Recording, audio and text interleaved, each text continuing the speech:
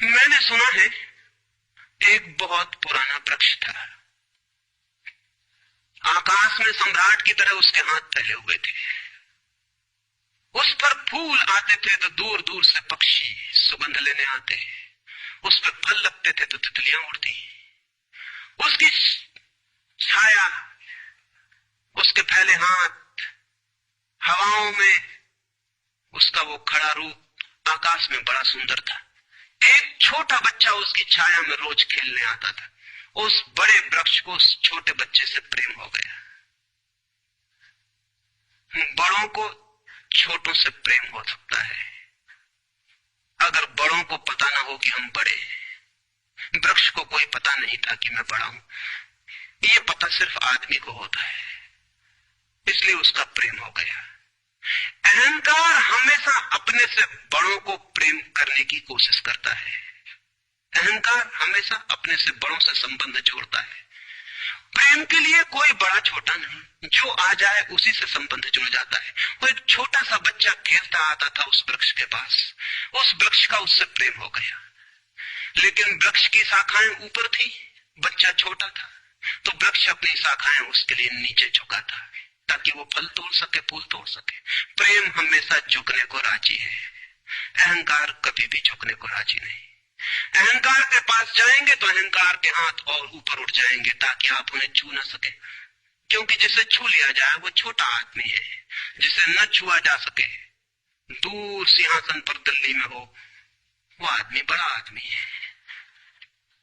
वो वृक्ष के शाखाएं नीचे झुकाती जब वो बच्चा खेलता हुआ आता, और जब बच्चा उसके फूल तोड़ लेता तो वृक्ष बहुत खुश होता, उसके प्राण आनंद से भर जाते। प्रेम जब भी कुछ दे पाता है तब खुश हो जाता है, अहंकार जब भी कुछ ले पाता है तभी खुश होता है। फिर वो बच्चा बड़ा होने लगा, वो कभी उसकी छाया में सोता, कभी उसके फल खाता, कभी उसके फूलों का ताज बना के पहनता और जंगल का सम्राट हो जाता है। प्रेम के फूल जिसके पास भी बरसते हैं वही सम्राट हो जाता है, और जहां भी अहंकार गिरता है वही सब अंधकार हो जाता है, आदमी दीन और दरिद्र हो जाता है। वो लड़का फूलों का ताज पहनता और नाचता, और वृक्ष बहुत खुश होता, उसके प्राण आनंद से भर जाते, हवाएं सनसनाती और वो गीत गाता। फिर लड़का और बड़ा हुआ, वो वृक्ष के ऊपर भी चढ़ने लगा, वो उसकी शाखाओं से झूलने भी लगा, वो उसकी शाखाओं पर विश्राम भी करता, और वृक्ष बहुत आनंदित होता। प्रेम आनंदित होता है जब प्रेम किसी के लिए छाया बन जाता है। अहंकार आनंदित होता है जब किसी की छाया छीन लेता है। लेकिन लड़का बड़ा होता चला गया, दिन बढ़ते चले गए। जब लड़का बड़ा हो गया तो उसे और दूसरे काम भी दुनिया में आ गए, महत्वाकांक्षाएं आ गई, उसे परीक्षाएं पास करनी थी, उसे मित्रों को जीतना था। वो फिर कभी कभी आता, कभी नहीं भी आता, लेकिन वृक्ष उसकी प्रतीक्षा करता कि वो आए, वो आए। उसके सारे प्राण पुकारते कि आओ आओ। प्रेम निरंतर प्रतीक्षा करता है कि आओ आओ। प्रेम एक प्रतीक्षा है, एक अवेटिंग है, लेकिन वो कभी आता कभी नहीं आता, तो वृक्ष उदास हो जाता है। प्रेम की एक ही उदासी है, जब वो बांट नहीं पाता तो उदास हो जाता है, जब वो दे नहीं पाता तो उदास हो जाता है। और प्रेम की एक ही धन्यता है कि जब वो बांट देता है, लौटा देता है, तो आनंदित हो जाता है। फिर लड़का और बड़ा होता चला गया, और वृक्ष के पास आने के दिन कम होते चले गए। जो आदमी जितना बड़ा होता चला जाता है, महत्वाकांक्षा के जगत में प्रेम के निकट आने की सुविधा उतनी ही कम होती चली जाती है। उस लड़के की एम्बिशन, महत्वाकांक्षा बढ़ रही थी, कहां वृक्ष, कहां जाना। फिर एक दिन वहां से निकलता था तो वृक्ष ने उसे कहा, सुनो।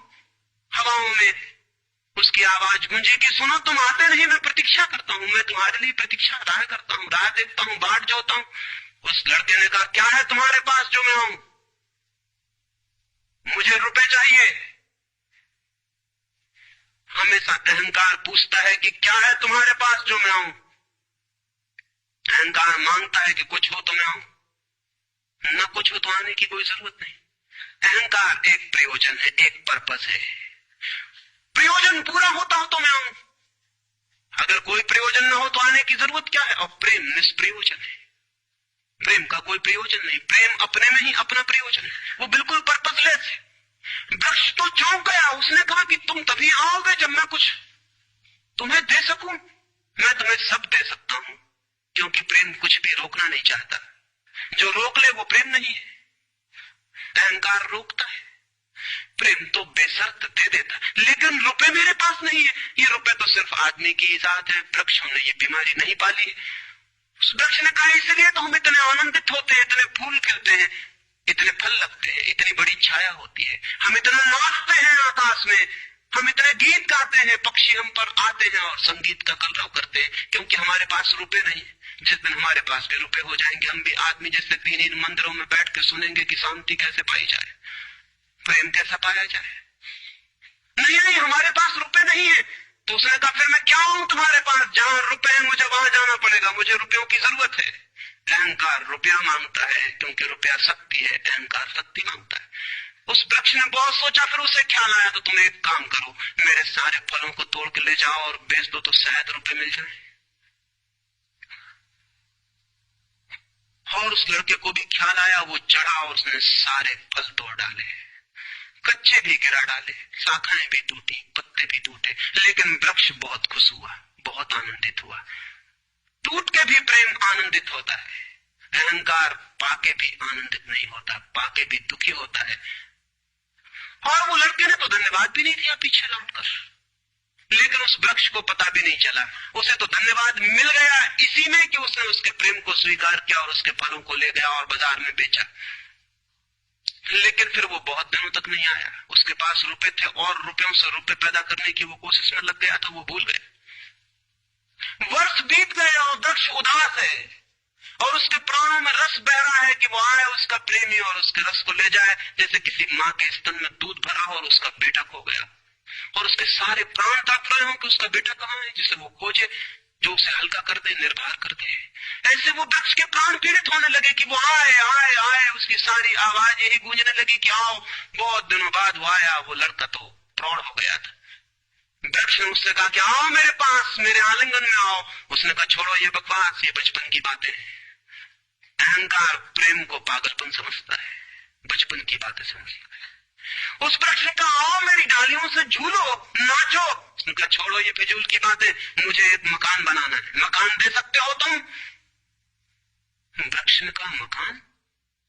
हम तो बिना मकान के ही रहते हैं, मकान में तो सिर्फ आदमी रहता है, दुनिया में और कोई मकान में नहीं रहता, सिर्फ आदमी रहता है। सो देखते हो आदमी की हालत, मकान में रहने वाले आदमी की हालत, उसके मकान जितने बड़े होते जाते हैं, आदमी उतना छोटा होता चला।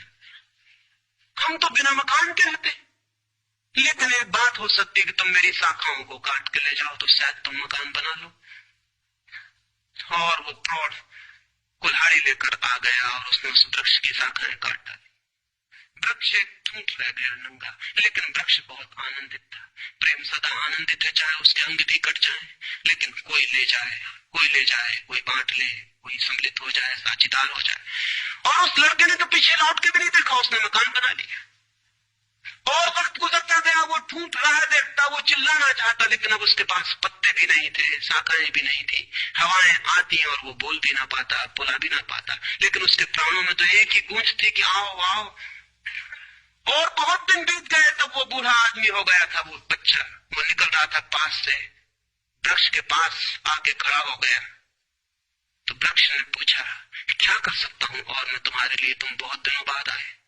उसने कहा तुम क्या कर सकोगे, मुझे दूर देश जाना है धन कमाने के लिए, मुझे एक नाव की जरूरत है। तो उसने कहा तुम मुझे और काट लो तो मेरी इस पेड़ से नाव बन जाएगी और मैं बहुत धन्य होऊंगा कि मैं तुम्हारी नाव बन सकूं, तुम्हें दूर देश ले जा सकूं, लेकिन तुम जल्दी लौट आना और सकुशल लौट आना, मैं तुम्हारी प्रतीक्षा करूंगा।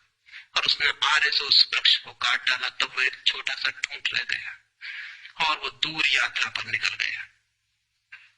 और वो ठूंठ पे प्रतीक्षा करता रहा कि वो आए आए, लेकिन अब उसके पास कुछ भी नहीं देने को, शायद वो नहीं आएगा, क्योंकि अहंकार वहीं आता है जहां कुछ पाने को है। अहंकार वहां नहीं जाता जहां कुछ पाने को नहीं। मैं उस ठूंठ के पास एक रात मेहमान हुआ था, तो वो ठूंठ मुझसे बोला कि वो मेरा मित्र अब तक नहीं आया और मुझे बड़ी पीड़ा होती, कहीं नाव डूब ना गई हो, कहीं वो भटक ना गया हो, कहीं किसी दूसरे किनारे पर विदेश में कहीं भूल ना गया हो, कहीं वो डूब ना गया हो, कहीं वो समाप्त ना हो गया हो। एक खबर मुझे पर कोई ला दे, अब मैं मरने के करीब हूँ, एक खबर पर आ जाए वो सकुशल है, फिर कोई बात नहीं, फिर सब ठीक है। अब तो मेरे पास देने को कुछ भी नहीं है, इसलिए बुलाऊंगी तो शायद वो नहीं आएगा, क्योंकि वो लेने की ही भाषा समझता है। अहंकार लेने की भाषा समझता है, प्रेम देने की भाषा है। इससे ज्यादा और कुछ मैं नहीं कहूंगा। जीवन एक ऐसा वृक्ष बन जाए और उस वृक्ष की शाखाएं अनंत तक फैल जाएं, सब उसकी छाया में हो और सब तक उसकी बाहें फैल जाए, तो पता चल सकता है कि प्रेम क्या है। प्रेम का कोई शास्त्र नहीं है, न कोई परिभाषा है, न प्रेम का कोई सिद्धांत है। तो मैं बहुत हैरानी में था कि क्या कहूंगा आपसे कि प्रेम क्या है, तो बताना मुश्किल है। आके बैठ सकता हूं, अगर मेरी आंखों में दिखाई पड़ जाए तो दिखाई पड़ सकता है, अगर मेरे हाथों में दिखाई पड़ जाए तो दिखाई पड़ सकता है। मैं कह सकता हूं यह है प्रेम, लेकिन प्रेम क्या है? अगर मेरी आंख में न दिखाई पड़े, मेरे हाथ में न दिखाई पड़े, तो शब्दों से बिल्कुल भी दिखाई नहीं पड़ सकता है कि प्रेम क्या है। मेरी बातों को इतने प्रेम और शांति से सुना, उससे बहुत बहुत अनुग्रहित हूं और अंत में सबके भीतर बैठे